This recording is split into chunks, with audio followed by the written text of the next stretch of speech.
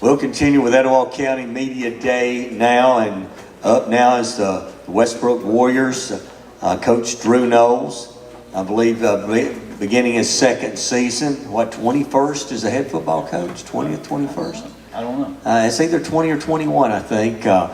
So, Coach, would you introduce the guys you brought with you today, and then give us an outlook on the 2020 Westbrook team? Yeah, we have on the end Bryce Wood. He led the county last year in tackles.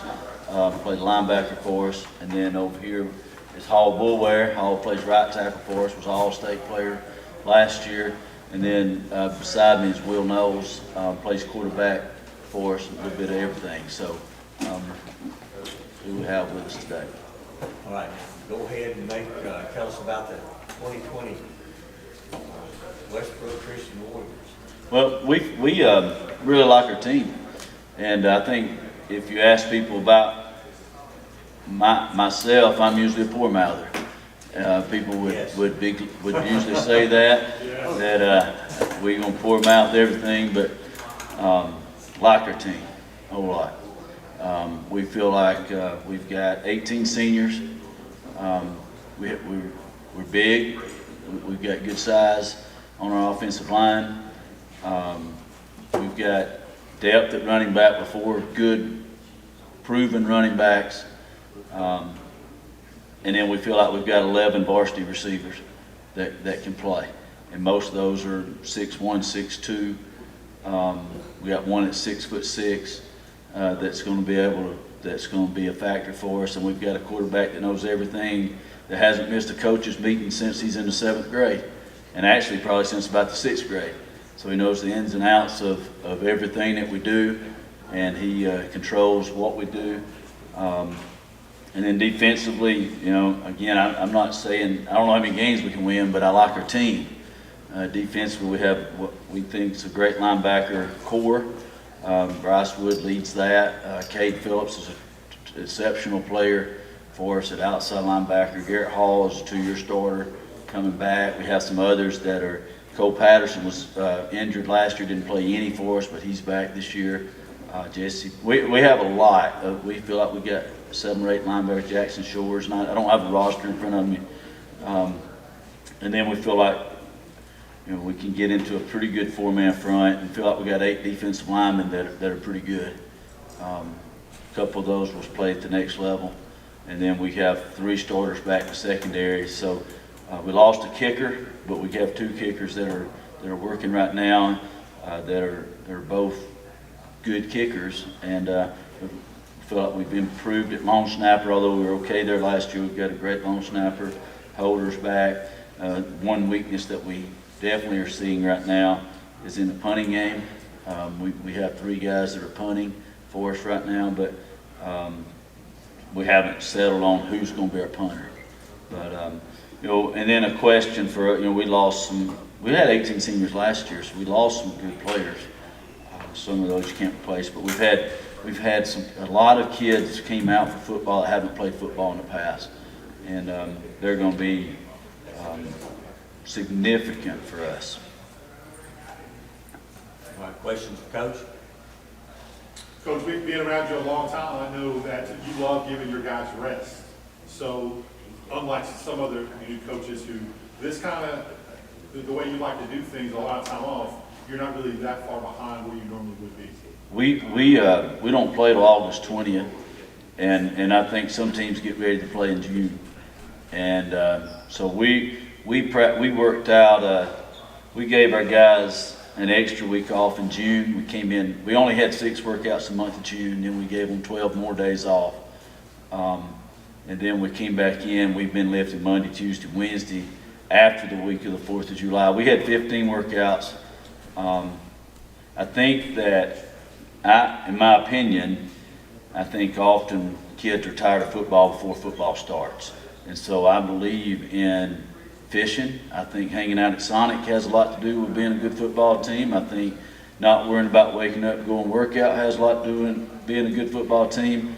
But ultimately, I think wanting to come to practice and missing practice has a lot to do with being a football team. So we are there, try to be out of there in 3 hours. When we are there, we today we'll practice 50 minutes of defense and 20 minutes of offense, 70-minute practice. That's just my opinion. That doesn't mean that's right. It's what we believe in, and it's something our kids have bought into. We practice extremely fast. The reps that they get are quality reps, and the kids have handled the way we practice and are much better at the way we practice this year than we were at this time last year. Yeah, you talked this time last year, there was so much uncertainty.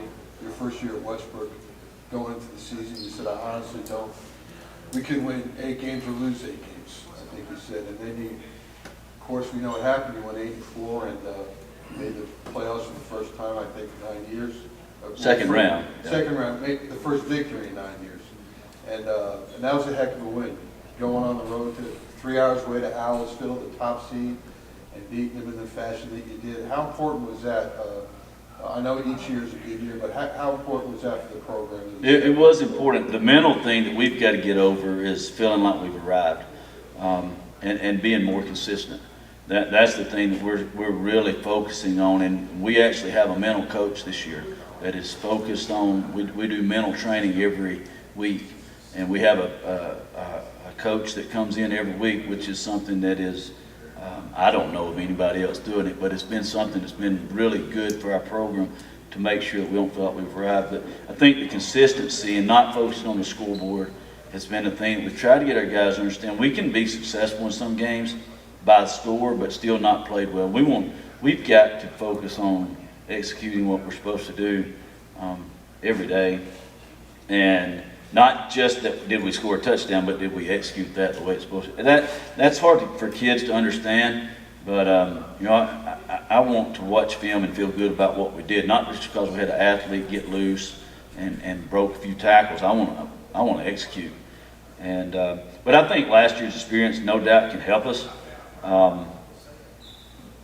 But if you live your life in your rearview mirror, you have a pretty good chance of running into something in front of you. So we're trying to focus on what's in front of us, and I think that COVID has made us focus on that day, and that's the biggest thing that for us has been, can we get better today?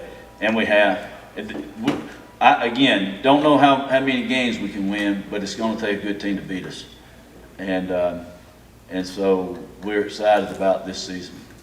For all 3 players, Coach mentioned something that I haven't heard in high school football, at least, maybe on the college level, but he talked about the mental training and the things you're going through with that. Both that and the way that you guys practice, it seems unique from a player's point of view. Take us in the locker room. What does that look like on a day-to-day basis? What have you learned over the last year or so? We'll just start here this way. Okay. I mean, it's the first time I've ever done mental training. Coach Phillips, she does a whole lot for us. Just working on our breathing and just regaining our focus, and just working on trigger words just to come back to that calm state during games and just have that calm state of flow. It's definitely incredible. I've never done it, and it helps a whole lot. Just like throughout from freshman to senior, like everybody's improving. Yeah, it's definitely a lot like that, just being calm and still and just being consistent in what we do. Not get too high, get too low. One play doesn't define our game, so just keep going and keeping the right mindset and just being consistent. I definitely feel like the mental training aspect has definitely changed the way we look at things and changed the way that we focus.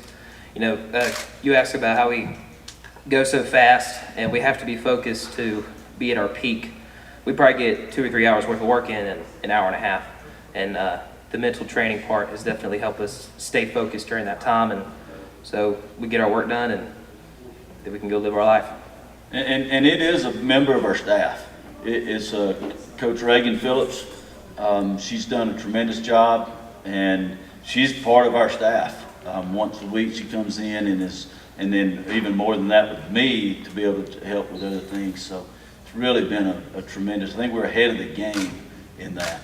Just out of curiosity, what would be like one of those trigger words? What would be one of those? Yeah. So go ahead, Will. Yesterday we put in the word Rafa, which means be still. And so you can just be still and be calm. And so you go back to just clear your mind, and so you're just still and focused. So Rafa in Hebrew stands for be still, and Psalm 46:10 says, "Be still, know that I am God." And so we're also using the spiritual aspect of that also.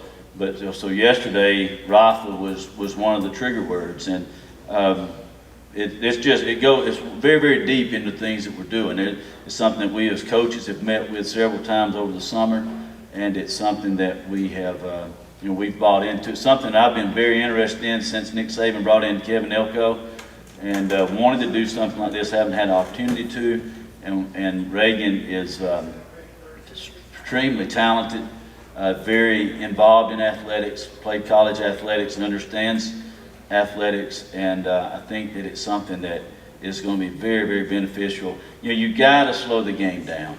The things move fast. We got to see it slow, and so those are the things that we are really, really focusing on this year. This one's for Will. I think your dad said earlier, our coach said earlier, you had 11 varsity receivers. Is he going to let you throw the ball, because his tendency has been run the ball down through the years? Well, we're going to expand the offense some this year since it is our second year. We're going to be a little bit more multiple. So we'll see how it goes. It depends on game plan each week. So I hope we do. But we'll see. We want to be multiple. Understand. So we want go ahead. All three guys now, and I've asked this to the other groups that have come through about the announcement the state made last week on Wednesday or Thursday that we were going to go ahead with the football season. All three of you guys, I believe, are seniors going into your senior season. We'll start here. What did that mean to get the go-ahead from the state that it looks like we're going to have your senior season? It actually means a lot. Just to have the chance to go out there and play football one last time at this level in high school. I know for my friends that are also seniors as well, it just makes a great impact. Just gives us something to look forward to this school year. Just because for the past 6 months, it's been crazy, as you guys know, and it just hasn't been the same. And so we can have some type of normal, And so that's what we're kind of looking forward to. Yeah, it's definitely exciting and great that they're pushing that, because it just helps come united and one focus, and just to play that one game. That's all we hope for is one game. Our goal this year is to win one game, so you never take one for granted. It was definitely kind of a breath of fresh air for me. I had seen these states around us postponing the season, canceling the season, whatever, and it was definitely nice to see that the AHSAA had our back and wanted us to get to play football, and anything for just one last time our senior year to get to play with our brothers and play on Friday night. And I think the thing that ultimately we hear pro-choice, we've seen that in our culture forever. We have 55 players on our roster, and in 9 through 12, and we have 55 guys come to workouts. We ain't making them come to workouts. They understand what they're facing, what could happen. They understand that, but they keep coming to workouts. And so if we're going to be choice about one thing, they should have a choice. Don't tell me I can't go to church. Give me a choice to go to church. Yeah. And so those are things that I understand the possibilities that could happen in there, but so do these guys at practice, but so do their mamas and daddies. But I do think that we've gone above and beyond what is expected to keep these guys safe. And because I'm not going to put my son in danger. He's my kid. And so if I'm not going to put him in danger, I ain't put somebody else's kid in danger. We love them, care about them. And it's important, and people say you put football out of priority. No, it's a choice to play football. We have a couple of kids that decided not to play at our middle school level. We don't look down on them, just like we don't look down on people that not come to church. That's a choice that they have, and they don't feel safe in that. That's fine. That is their choice. And so it's something that we appreciate the parents for feeling the way they have. We're going to continue to do the best we can throughout the season. Hey, Coach, from a father standpoint, you got to coach both your sons. Do you ever, I know it's tough just to sit back and have a dad moment. Is it something special that they did? Andy was tremendous, and Will as well. Yeah, so this 8 straight years, and probably not enough, honestly. it's, and he probably catches it more than anybody else, because of people would always want to say he's playing this or he's getting a play because, and I think any coach would say that. They have to, they work extremely hard and have worked extremely hard, but, oh yeah, we have good conversations, and again, he is, wants to be a coach. I think he's wanting to go into education and coach in the future, and is going to do a great job with that. And he has input on our offense. He's at every meeting and has been for since 6th, 7th grade. So it's something that probably don't do enough of, though. But and we are doing a better job of that since we know that what happened in the spring. Anything else, Coach? This is for the players. Y'all talk about this mental training y'all going through. I know it helps you as a team. Do you think it dictates what happens off the field in life experiences? Do you think that'll help you down the line? Most definitely. Like, I train like every day just outside of school, and I just go through my daily motions of just like waking up, eating, going to bed. But there's like those moments in life you just need to slow down, refocus, and regroup. And definitely the mental training has definitely carried over to all aspects of life. Yeah, I agree with that. Some things in life come fast, and you just got to be able to slow it down. And so that's helped us a lot with the mental training. Just slow everything down, go back to our core, and just be able to trust and focus on one thing.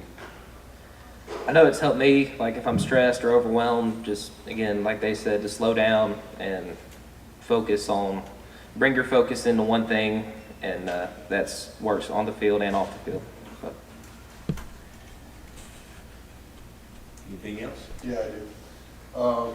Coach, going through the COVID, start with the shutdown in mid-March, being a Christian man and teaching at a Christian school, do you think your faith and, of course, and by extension, the players' faith has kind of helped you got through that because it's based based on God helping you get it through? Well, and trusting Him. I know I Zoom meeting myself to death there for a while. That was tough between doing Zoom meetings with football and Zoom meetings with our youth group and Zoom meetings with our Sunday school class. It was a constant Zoom meeting, I think. But no doubt having a constant in your life and something to lean on is important. And with all the noise that goes on in the world today, and you can listen to and you can believe anything you want to hear, I guess, but to have something that you truly believe in and that you focus on, and the Bible says, I keep my eyes on the prize. We have to keep our eyes on the prize and what's ahead, and not look to the left, not look to the right, but what's straight ahead, and to focus on that. And no doubt having a faith, not saying a religious, but I think there's a difference in being a true follower of Christ and a fan of Christ. But in being a follower of Christ and truly believing His Word, it gives us no doubt something to lean on, because we know what lies ahead. And so no matter what we're in, we're victorious. We're going to win. And so that doesn't just help us in times like that, should help us in every day, knowing that no matter what I'm in, I'm going to be okay. And there's a peace about that that's incomprehensible unless you have that in your heart, in your life. All right, Coach, thanks to you and the guys for coming today. We Thank you. appreciate it. And good luck to Westbrook. Yes, sir. Thank you, Jeff. Thank you.